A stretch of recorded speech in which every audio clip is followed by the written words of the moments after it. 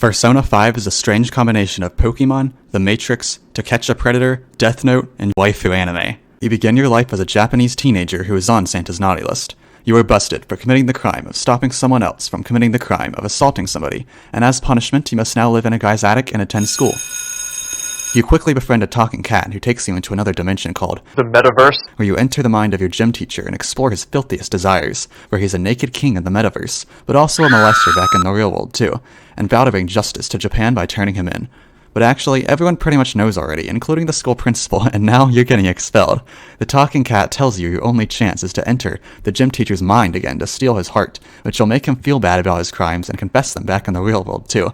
But also, there's a slight possibility he might, die if you do that, but we don't worry about that, because otherwise it's off to worrying about dropping the soap for you, since you're still on probation.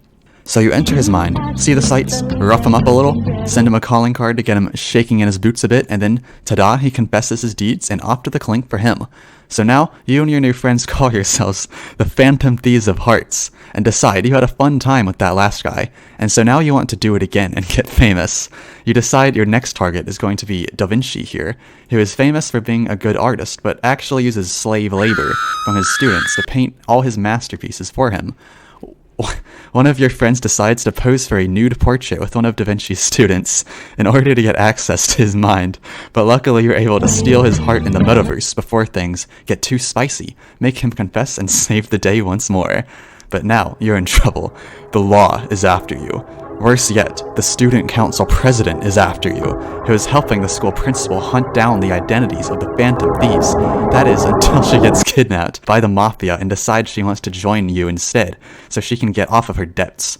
So you steal the mafia boss's heart in the metaverse, so that he confesses to being in the mafia, and the Phantom Thieves' popularity really starts to skyrocket. You're basically the Japanese Batman at this point, and all the ladies are just begging to go to Japanese prom with you. However, you don't have enough confidant points for that yet, so we'll get back to that later. Next, you get targeted by hackers who say they'll crash the Japanese economy unless the Phantom Thieves reveal their identities. So to get out of this pickle, you make friends with this other hacker by entering her mind in the metaverse to steal her heart and make her stop being a lazy sack of shit, so that she awakens and hacks back the first group of hackers to make them not hack the economy. You also discover her mom was assassinated by these other guys, who also know how to use the metaverse, but they use it for evil instead. But you decide to worry about that another day, because first it's time to get a girlfriend. You take a school field trip to Hawaii, where in my playthrough I get a little spicy with the student council president, who I hang out with on the beach after my boys Ryuji and Yusuke go to the club to look for some girls, but are unsuccessful. When you get back to Japan, your talking cat ditches you to form a rival Phantom Thieves gang by teaming up with the daughter of a crooked business person who is suspected to be the leader of the guys who killed the hacker girl's mom by using the metaverse. However, you join back up together after a heart-to-heart and accidentally murder the crooked business person, who actually probably wasn't the killer, but just works with the guys who did. And now the Phantom Thieves' popularity tanks, because everyone thinks they're killers now even though they're innocent, and somebody else killed the business guy. That's a problem for later, though, because now it's time to continue romancing the student council president. I seduce her by watching her bitch slap her friend for the crime of hanging out with boys, and I help her make her friend break up with him. Truly the recipe for romance to blossom, apparently, because after that things get a little too R-rated and it fades to black. Anyways, back to the main plot.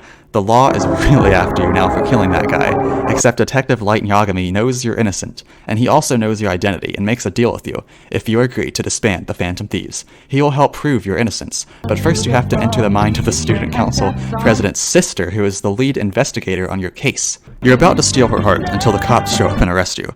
Now, this is where things start to get a little confusing.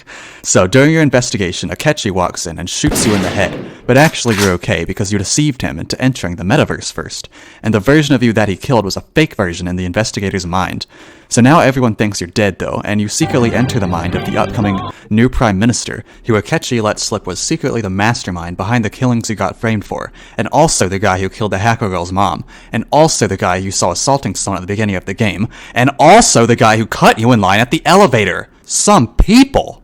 While you're in there, Akechi finds you and tries to kill you again until you realize he's actually not so bad after all, until he gets killed by a shadow version of himself. But you succeed in changing the Prime Minister's mind, but sadly your friend Ryuji dies in the explosion on the way out, until actually he's alive. So then you walk home and find your stepdad was brutally beaten to death by rioters, until actually he's alive too. Then the Prime Minister confesses all his crimes, but nobody cares and he still wins the election anyway. Naturally, the only solution to this predicament is to enter the mind of all of humanity itself and change their minds to make them like you again.